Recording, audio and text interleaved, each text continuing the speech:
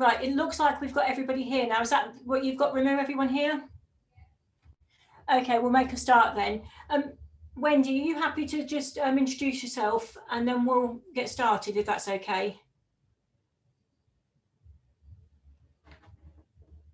Well, that's a good start. I'm on mute. Do I take it, Louise, that all the parents know each other? Some do. So Agnieszka and Alla have joined some of our sessions before, so they'll know some of us, but they won't know yourselves. No. So if I just introduce ourselves, or yeah, they'll introduce it. So just introduction. People that don't know me, I'm Wendy Over-Wellborn, and I'm the Executive Director for People and Communities, which is basically the people-facing services in Peterborough, which is like adults, children, education, communities, and all the commissioning that's wrapped around it. And I take a special interest in special educational needs and disabilities, and tend to convene the meetings to try and improve what we do, because obviously we need to bring together the care, the education, and the health aspects. I just want to say thank you very much for agreeing to talk with us today. It is really important to me that we do hear from parents directly, and it is really lovely to see people's faces because we're in such a virtual world at the moment. So, but I do appreciate, you know, you're incredibly busy people. And one of the things I wanted to say is I think you've all done an absolutely amazing job, you know, in the face of adversity with the COVID pandemic. I really, you know, I really don't know how you're managing. I'm sure there's been some very trying times, but, you know, really admire you for what you've been able to do with all the challenges that you're facing. But if I just ask Tony to introduce him first, and then Sheila. Hello, I'm Tony Bailey. I'm the Assistant Director for SEND and Inclusion across Peterborough and Cambridgeshire. And my responsibilities are to manage the SEND world, I guess, with Sheila's help. Introducing Sheila. Thanks, Tony. Hi, I'm Sheila Sullivan, and I'm Head of SEN and Inclusion Services. So that includes the statutory services, the educational psychologists, the services around sensory support and autism. I've probably forgotten somebody, but you get the gist. Okay, thank you. Thank you, Sheila. So we're going to sort of start the session by me just giving a very quick summary around the written statement of action. So the written statement of action followed an inspection that we had. I've just looked, actually, I can't believe it was August 2019. And because obviously of the pandemic, the time just seems to have flown. And then Sheila and Tony just really wanted to share some of the things that we've been doing together across basically health, education and care, but also with Family Voice and members of Family Voice. And then really we wanted to open it up for discussion with yourself about where perhaps you have seen some improvement and where you still think there's improvements that we need to work on. And I would encourage you to be really honest about it from your perspective, and we'd find that really, really helpful. So don't hold back, because, you know, we genuinely want to make improvements, and we will be honest in areas that actually we are still finding challenging, but certainly we want to work with you with any solutions you might think of about how we continue to make improvements. It is a pleasure for us working with Family Voice and all the members, because what I do like is that generally when people bring up issues, they also are able to talk about what the solutions might be. And that's really, really helpful for us. So thank you for that. So just a really brief summary. There were basically 5 key areas where we were seen to have weaknesses, where we needed to improve. And one of the areas was around what they talked about was joint planning and commissioning. And really what that meant is that they wanted to see a stronger relationship between health, care and education in the way we plan services around SEND, but also how we commission and deliver our services. So that was the first key area. The second one was what they called quality assurance, and that was really about our education, care and health plans, and particularly the care and the health component parts of those plans not being as evident as they should be, but also us not actually having any systems in place to actually look at plans that we've developed to make sure that the elements around education, care and health were incorporated into the overall plan. And then the third part was very much around the health resources. So some of you will know Siobhan Weaver, who's our lead for SEND within the clinical commissioning group. And really it was only her at the time of the inspection. And what they were saying is there needed to be more support and resource from health in the area of special educational needs and disabilities. And then the fourth area was around early support. And it was recognised by the inspectors that they thought we actually had actually good early support in place in the early years, but that didn't follow forward into the latter years. And then the fifth area was about provision for young people really related to transition, so around 18 to 25. So they were the key areas that were in our written statement of action. Obviously, underneath each of those areas, there was a number of smaller actions, if you like, but it just gives you a flavour. So what I think Tony and Sheila are going to do is just talk to you about some of the things that we've worked together to try and improve. I think they'll also talk about what's still a challenge for us, but then, like I say, it's an opportunity for you to talk to us about, your experiences and where we need to look at further developments. I'd encourage you, if you want to ask questions as we go along, if you just want to use the hand function, and I'm happy to monitor that. So don't feel you've got to wait till the end if you want to ask a question or something. So am I handing over to Tony or Sheila first? Yeah, I'm happy to start off. Yeah. Thanks, Tony. So I'll just start with one area that we've been working on quite closely with Family Voice, and that is our communication strategy. As part of the written statement of action, it was I outlined that we needed to have a strategy in place that would improve the way in which we communicate with parents and with young people in particular. So we've developed that strategy, and we've worked quite closely, especially over the recent months, on joint co-produced letters with Family Voice and with our colleagues in Cambridge as well, from Pinpoint. So we're continuing to develop that, and as part of that development, we've got a new communications group that we've set up. We did used to have one, but we've kind of refreshed it and made sure we've got the right people in there to ensure that our communication with you as parents and with all parents and with young people as well continues to be as strong as possible. I think it's developing well, and we're at that position where we've been through the melee of COVID, and now things are starting to settle down, and we've learned a lot in terms of how we communicate about things over the last few months. And I think we've developed some stronger relationships over the past 12 months as well, and we need to keep hold of those and make sure that those strong communications links continue into the future, and we don't lose the positives from that, because I think there's been a lot of positives. I'm sure Louise would agree with that. And a part that's linked to that is we were like tasked with making sure that our local offer is appropriate for use, and there's been quite a lot of changes in terms of the legal requirements for the local offer, with particular attention to accessibility. And we've managed to do quite a large piece of work with Jackie Cousins, who some of you will know has done an absolute sterling job in making sure that we've got our legal aspects of the local offer quite right. And as a part of that, we've been asking questions about what you'd like to see more of in the local offer and what kind of communications we should be using. And we've spoken at length with Louise and other people in this meeting around how video is something that young people and their parents would like to see more of. So we're through the communications group, we're hopefully going to be setting up more opportunities to do short video sections to kind of give that information out.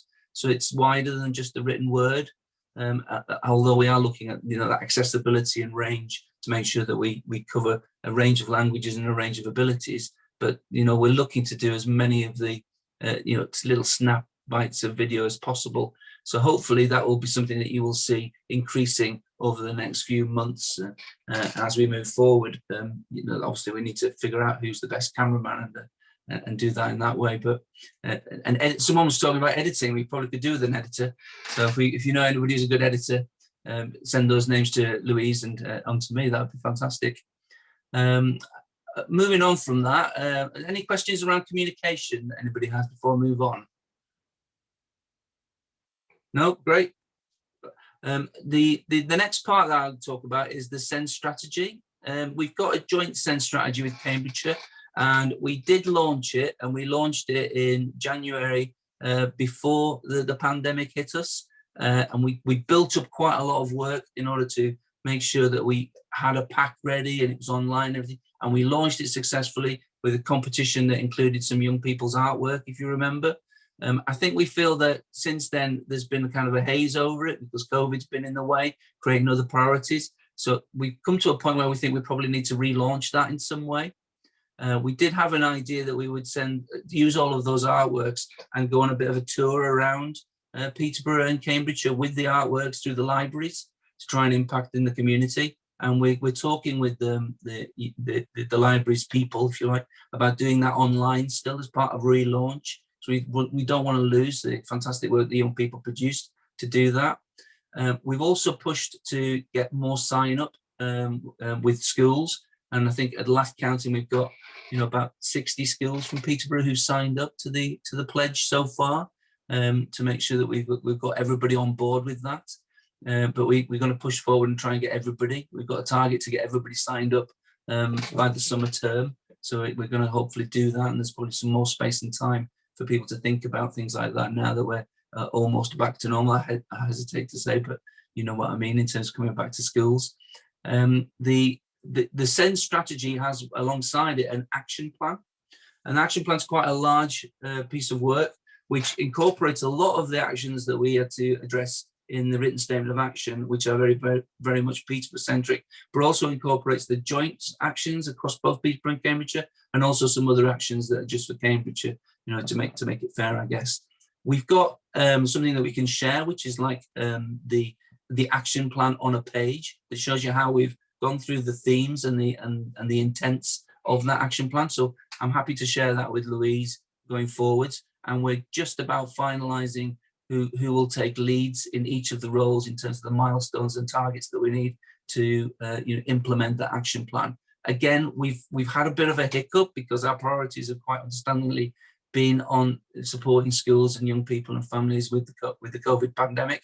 So we need to come back to that. And part of the relaunch will be to make sure that we've got that plan in action ready to go so we can make the impact. But again, we had to review it again to a point because we've learned quite a lot over the last 12 months. And some of the things we've had to kind of change and refine to keep hold of the stuff that's really worked. And there has been quite a lot.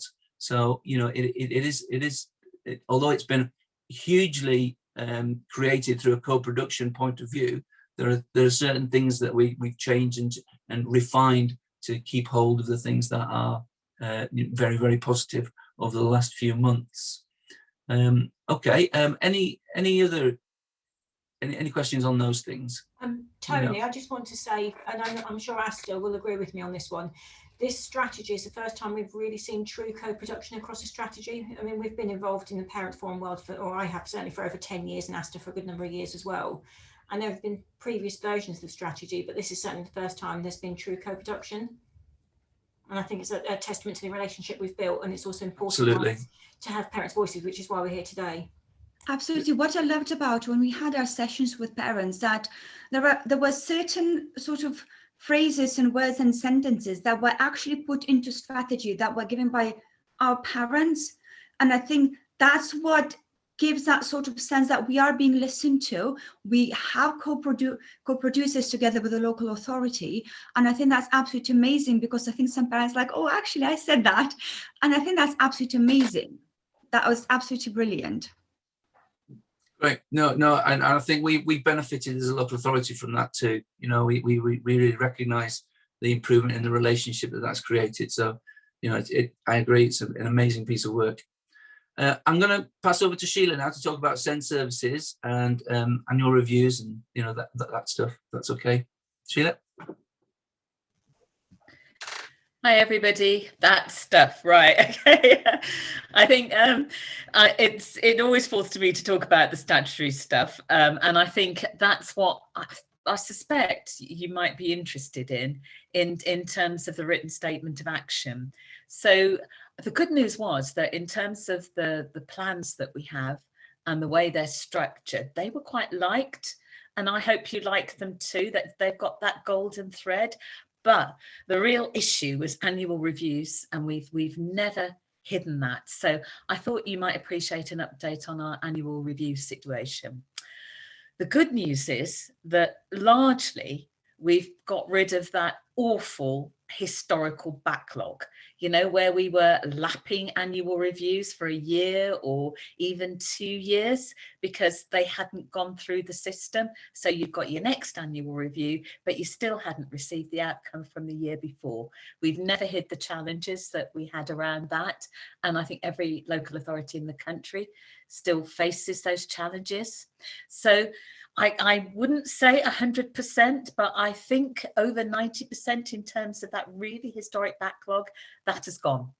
But what we now have is the challenge of trying to, in a timely fashion, deal with our annual reviews. So there are a number of things that we're doing to try and support that. We do have now an EHCP development group. Do you know, it arose out of COVID. One of those things that, because you have to get together to talk about these things, sometimes it really moved things on. And I am really grateful to Family Voice and Pinpoint from Cambridgeshire for their input into that, because they're so crucial, so key. So we've been able to push quite a few things on using that group. And actually it does help to have Cambridgeshire there, because you're upping the number of people that can support and help and the number of voices that you're hearing. So in terms of our annual reviews then, what we're doing is kind of re-looking at the whole process. I think what I'm going to say, you might want to question me on, because I know you've been quite quiet. So please, I don't mind if you do. I think one of the issues that we've identified is that we actually perhaps amend too many plans at annual review. Now that's a really controversial thing for somebody like me to say, especially when I'm being recorded, but it's kind of backed up by what the DfE are telling us as well. So I think what we're doing is trying to understand and train on when it is appropriate to amend a plan. Okay, now outcomes are clearly really important, and we've been writing our outcomes to the end of a key stage, and that's the best time that, you know, those are the times you should be expecting to amend plans, because surely we're reviewing and there are going to be some changes to the outcomes. Obviously you amend a plan whenever there is a major change, we're not saying that, but sometimes people were going to amend plans for just small little things that really didn't really need the whole process of amendment. Now an amendment can actually take about, I don't know, in terms of just the way it gets through the system, so the admin can take up to 6 or 7 hours to get through, which is really silly. And that was one of the things that was clogging up the system. So we've been doing an awful lot of training with our schools and with our officers about when you amend an EHCP, so that we can get out to you in a timely fashion, you know, what we're going to do after an annual review meeting has been held. So we would hope, and I don't think we're there yet, our aim, our aspiration is to be able to get our annual reviews processed in 8 to 10 weeks. So that's from the moment that the school tells you, sends you the information that has been collected for the annual review, to the moment where either we tell you there are no amendments required, or we actually do the amendments and send them to you. Okay, that's what we're hoping for. One of the ways in which we're going to, or have been able to, speed things up a little bit or address these things is by enhancing our staffing. And that was identified by the inspectors when they came, that the service itself was very small for the number of EHCPs it was holding. So we have enhanced the service. We've been able to employ more staff, but we didn't just employ the same type of staff. What we've done is concentrate on the transition periods in terms of the staff that we've employed. So we've employed former teachers or those that have been involved in the education world, maybe working in colleges. So we're kind of changing the type of people that we're employing to do work at transition points. Okay, because they're the times when you really want to make sure you've got a really good annual review in place. You know, when you're leaving school or when you're moving from primary to secondary, those are those anxiety points. The good news that I have to report is that this year, I don't know how many are aware that there is a deadline imposed by DfE of the 15th of February to get all transition reviews complete. So you as families and children, young people know where they're moving on to. We got a 95% on that. And the ones that we didn't manage to do, there are only about 4 or 5 of them because Peter's relatively small. So 5% is not many numbers, but they were very, very complex ones and we know all about them. They're not lost in the system. They're ones that we're not going to rush through just because there's a deadline. They need more work and parents were not happy to finalise them. So we weren't going to do that. But that's really good news for us. And they've not been pushed through with things named in a hurry. They've been done really, well, we think anyway, you may tell us differently. We've done them to the best of our ability and started the process way back last summer, even though we were in COVID and it is demanding. But I suppose, you know, that's something that we've learned actually. And I don't know what your views are on this. We've had some families who said, really would rather this was face to face, and some young people that have said that. But in general, when we've done some surveys on this, people have really liked having annual reviews online. I think families are saying, well, I can get there. You know, normally I've got to arrange childminding. I've got to do this. Actually, you know, I just put my child to play and it doesn't matter if they come on camera and I can get to these things because they're being done virtually. So we want to explore using that medium in future. It doesn't mean that, you know, everything will be done that way, but I think it really is something that makes it easier for people. And if it makes it easier for people, that's what we want to do. I think the other thing that was identified and is linked to all of this is our IT system. So we've had a change of IT system. So we've been able to, I've got to be honest, it's been a bit of a nightmare in many ways. If you change an IT system, the migration is always a problem. And I'm not going to disguise the fact that we've had problems and we're still having a few problems. But the potential for this system is really great. So one of the things, let me give you an example. I don't know how good your knowledge of the annual review process is, probably better than mine, many of you, I know that. But when you get the papers from a school after the annual review meeting, the authority has to make a decision about whether it's going to amend a plan or not. In the old system, there was absolutely nothing that allowed us to record that. So we weren't actually sending you those decisions. And that's not good enough. In the new system, we've been able to do that. So we can tell you, and there's a facility for us to actually say, well, actually, we're not going to amend. You know, we've looked at all of the paperwork. We're not going to amend the plan. It's going to stay as it is. We think it's fit for purpose. Now, obviously, there are rights of appeal around that, but the family get that decision because we've got the facility now to give you that decision. Or if not, we go on obviously to make the amendments and send that out later in the day. So there's been there's some real plus points from migrating the system. At the moment, we've always been very keen on data and using data to know where we are. We do keep a really close track on a daily, if not weekly basis of where we are with the issues, things like new plans. The system makes that easier for us as well. And once all the what's called reports have been written, we'll be able to get loads of data out of the system that will enable us to know where we are on a kind of daily, weekly, monthly and annual basis, because that's really important. But some more good news. We had a few blips last year, I think around August. I think as we were really trying to clear annual review backlogs, staff went off sickness, COVID associated. We had quite a lot of staff sickness. We went down to a really kind of, you know, a level that I would not like in terms of the issue of new plans. Our percentages were not what we would normally want. We're usually okay, but we've got them back. I think last month was 100%. And the month before that, in the 90s. So we're really pleased with the direction of travel there. And that's, I think, because we've got more capacity. We've been able to target what we're doing. We're not nearly there. I would not pretend everything in the garden is rosy, but we've been able to really work on some of the nitty gritty.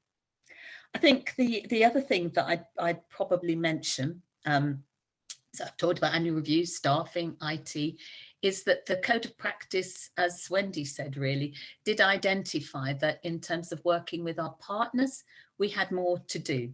We've always had really good and strong working relationships with both our health and social care colleagues. But when it came to things, when it came to the EHCP, we were struggling to get the kind of information and advice that we needed.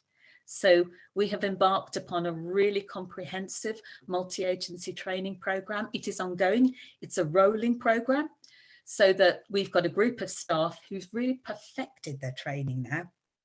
And we have, on a rolling basis, groups of social workers, health staff, our own education staff, schools. We had head teachers last month, actually, a group of 25 head teachers, where we explain the statutory EHCP process so that people understand it.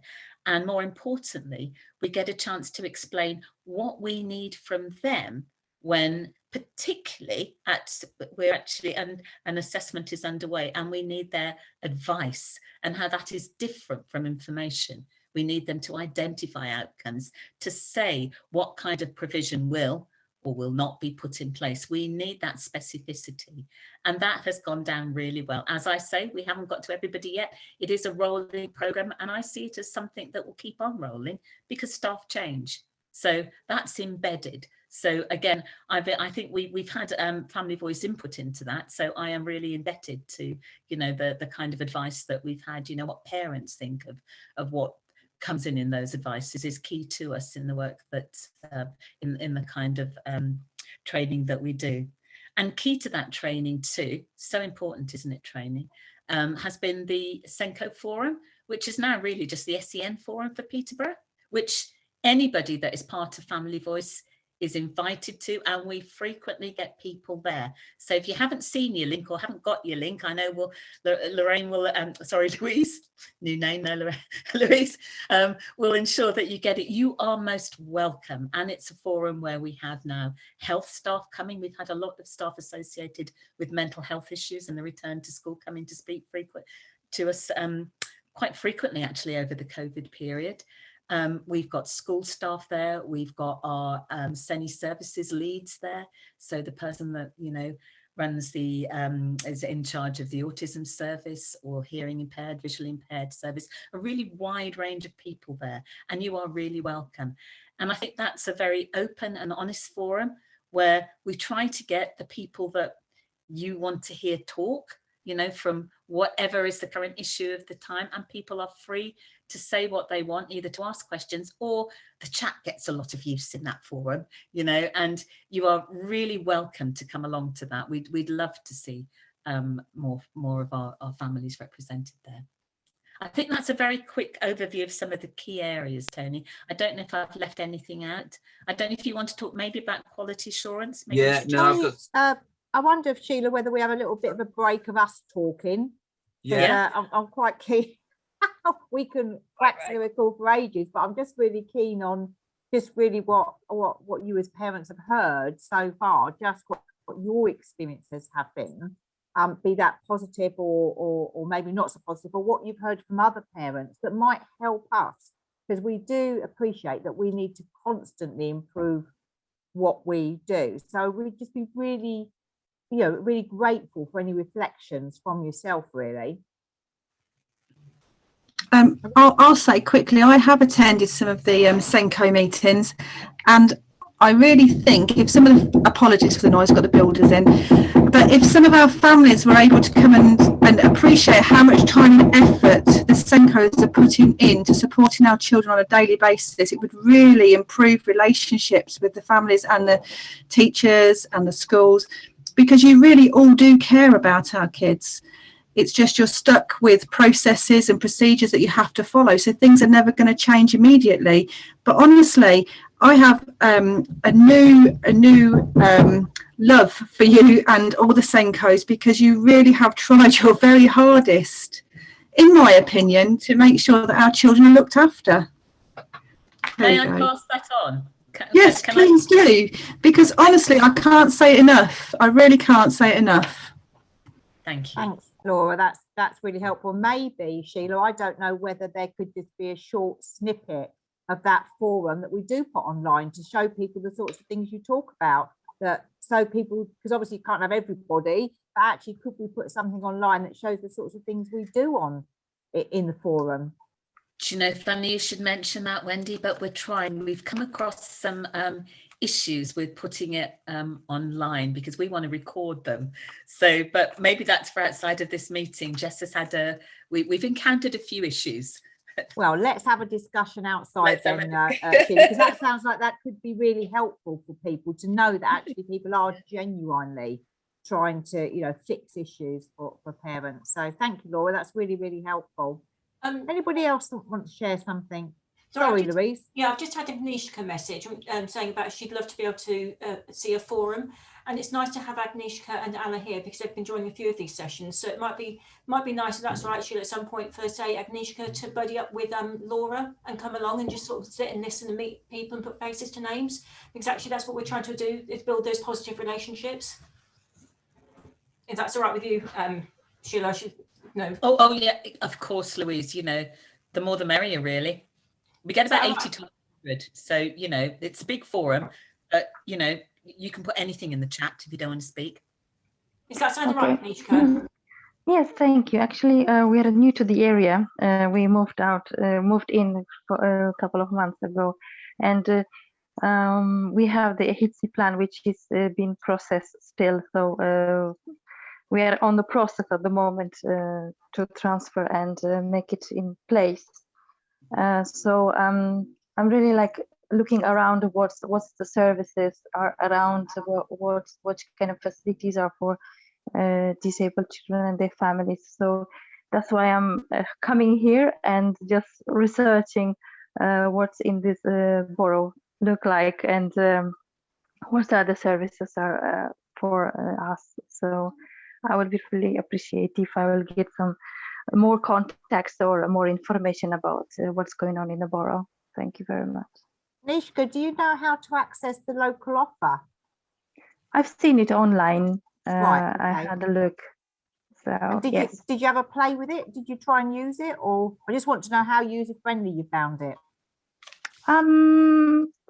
Obviously, we couldn't get out much because of pandemic, so I was just scrolling around and looking what's is in there, but I haven't accessed any services yet. So I will be checking out more.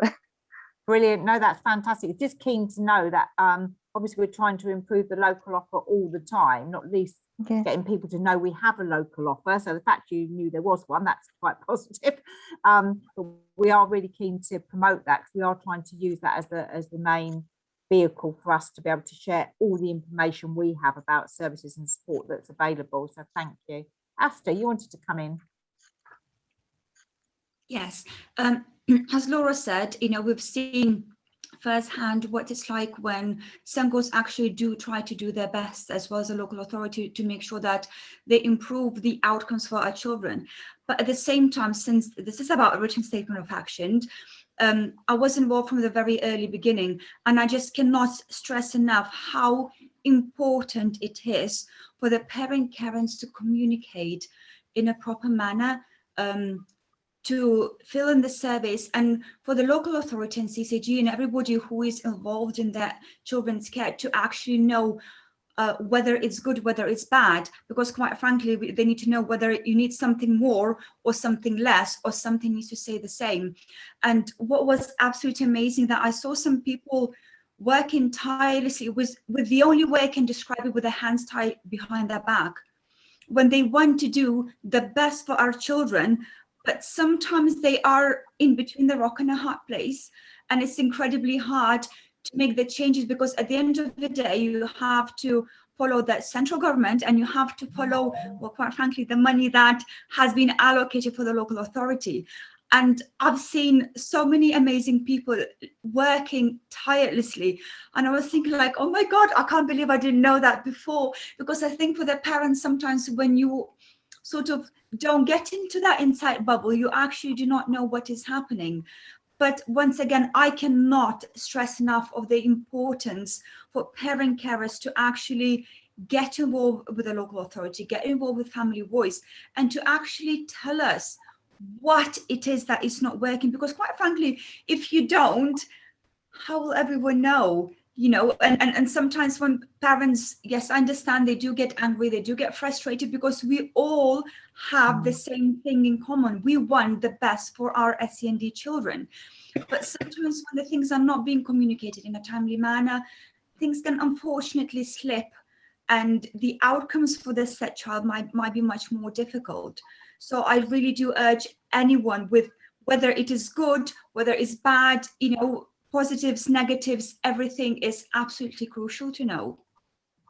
Thank you, Asta. And what I would say is, I think perhaps what prevents some people telling us is you know, they've got a sort of a picture, a stereotypical picture of what we're like. And for me, part of it is having meetings with people like yourselves to say we are just ordinary people who just genuinely want to try and make a difference for you as parent carers. We're not ogres, I don't think, and we really are open to do anything we can that's within our gift and power to try and support you. But as Asta said, yeah, there are some things that we find challenging, but equally, if we work together, we try to find solutions around that. I think that's all it is. It's about co-production. So you have to sometimes meet in the middle together with the school and parents and the local authority, because that's the only way it works. And I understand that some parents' frustration that, you know, they want a specific thing they cannot get. And I know it's difficult, but there are always more innovative ways how to meet the child's needs and to ensure that they have the best outcome possible. Thank you, Asta. That's brilliant. So I think, Tony, should we move back to you for the next update? Sure. Yeah. As Wendy said, one of the key elements from the written statement of action report was to try to introduce some quality assurance arrangements to look at education, health and care plans and the impact that they were having.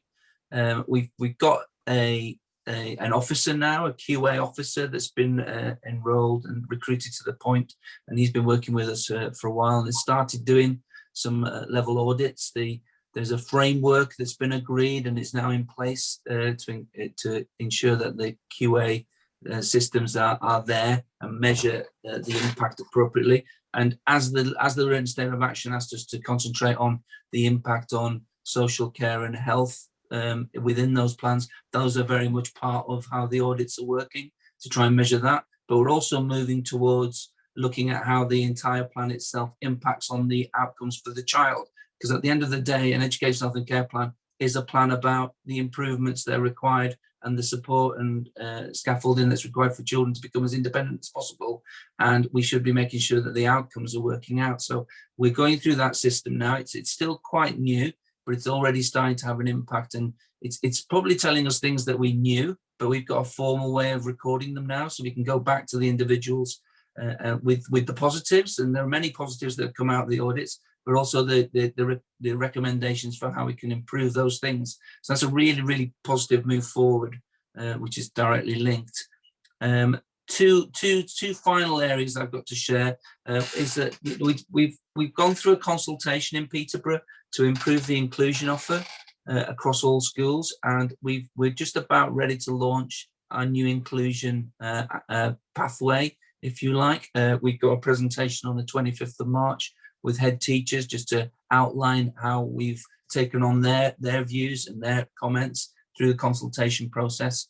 And we're hoping that that will make it much easier to keep more children included and a part of their mainstream schools. But there's also an impact there in special schools as well with complex children. But that's a real key part of the work. And we've got a new inclusion team that's come in that's been led by it's a joint role. The lead is someone who's been working with alternative provision and inclusion across Cambridgeshire. She's called Anna Wayland, if you haven't met her before. She's now responsible for the same processes in Peterborough too, and she's brought with her a team. So those people are there and have been introduced on the back of that work, which again is very positive. And connected to that, as my final point, is that we were asked in the Written Statement of Action to be more aware and to work more actively in the reduction of part-time timetables. We've now got a robust method of recording every child that's on a part-time timetable, and we've got we're working directly with schools to ensure that if a child is on a part-time timetable, that is reviewed regularly, and that we can see a tracked improvement in terms of bringing children back into school as much as possible. We recognise that part-time timetables can be a useful way of helping children transition back into new things, or back into things that they were struggling with.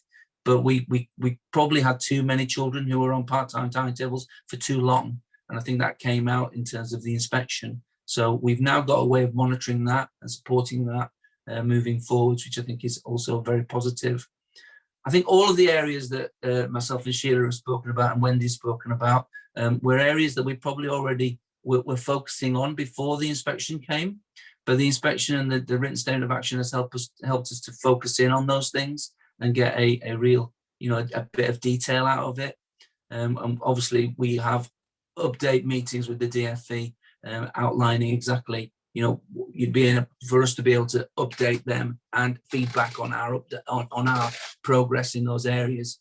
So I think it's been a very positive situation, and given the landscape that we've had to deal with over the last 12 months, I think we've worked incredibly well to move things forwards in the way that we have, and I think that we've been flexible enough to fine tune what we've been doing, to take on board what we've learned over the last 12 months as well, which will improve things overall. And in our update meetings with the DFE, we've been really honest about that, and they've accepted those quite positively too. That's I think it doesn't by any means capture every single aspect of it, but I thought those were the main aspects that were probably more relevant in terms of this group. Any comments before I hand back to Wendy? Thanks, Tony. And just to sort of round that off, what I would say is the thing that we have to do now is there's been a lot of activity. And what we need to do now is to look back at that activity and say, what has the impact been for children, young people, parents and carers? Because it's, there can be lots of activity, but actually unless it's had a genuine positive impact on children, young people, parents and carers, we haven't done our job. So that's one of the things that we'll be working with Family Voice with as well, to actually say, well, okay, we've done all of this stuff over the last 2 years. What difference has it made? And how do we need to continue developing into the future? So Louise, I don't know if you want to just make some comments before we open up again. Yeah, I mean, certainly today is very important because this thing's actually giving us the opportunity to have those conversations. And I like the fact it's being recorded so we can actually share what everybody's thinking. Also, just say, actually, it's not necessarily the easiest journey to co-produce and to make a change and make a difference. But we are beginning to see a difference. And it's nice to see new parents here with us who are saying they'd also like to find out a little bit more. And I think that's part of what this is about. Actually, every parent who comes on board with us, every parent who sees what we're doing is another parent who can see the value in what we're doing.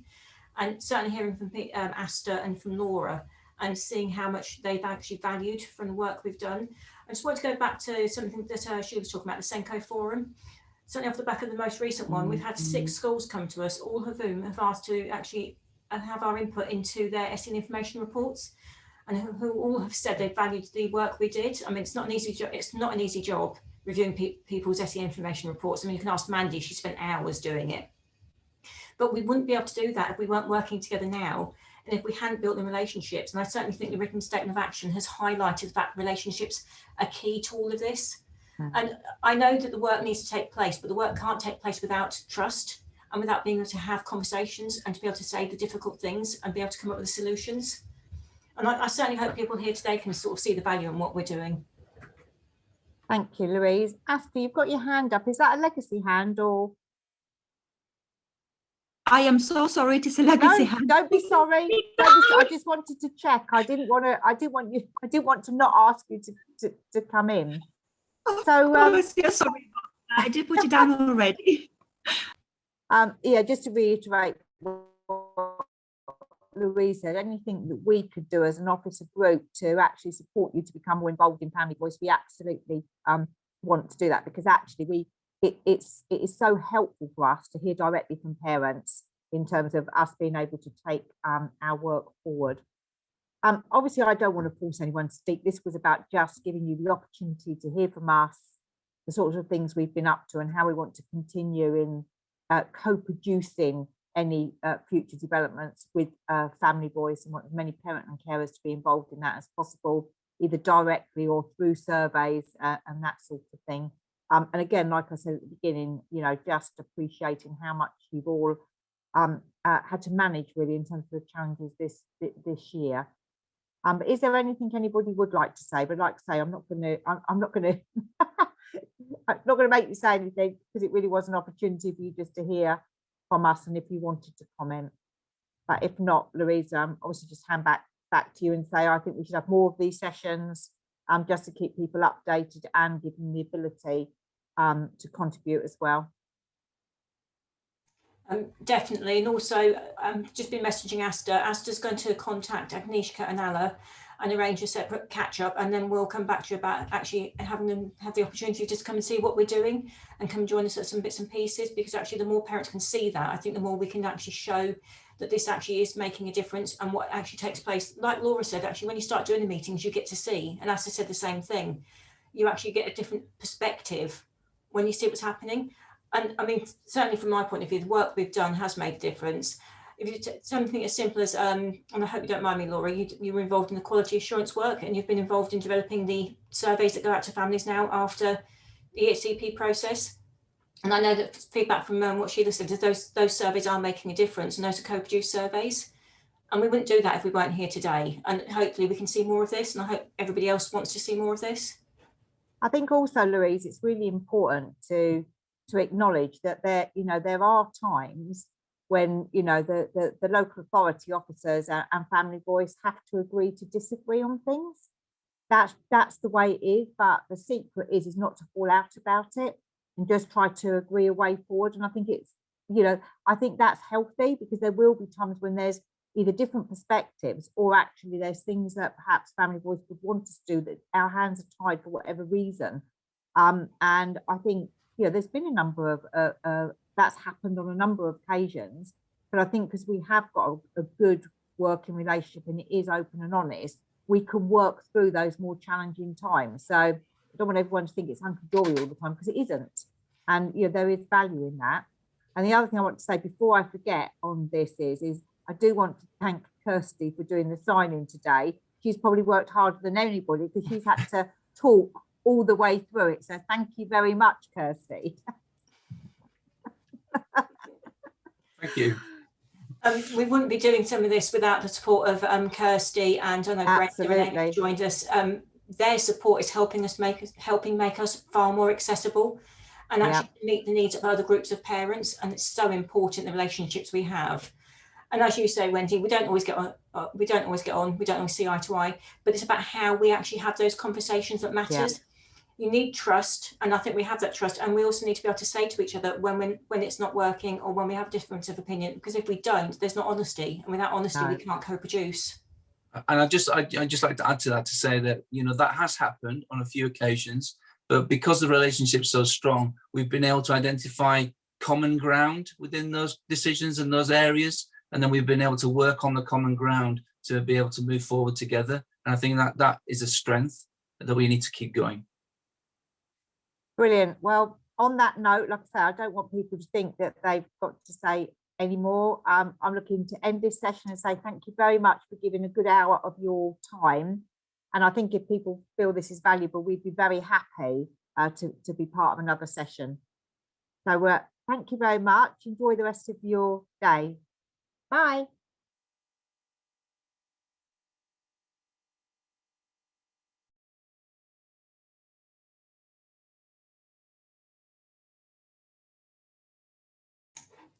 Kirsty, thank you.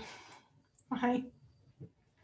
Thank you. Bye bye. Bye, Nishka. Thank you. Speak soon.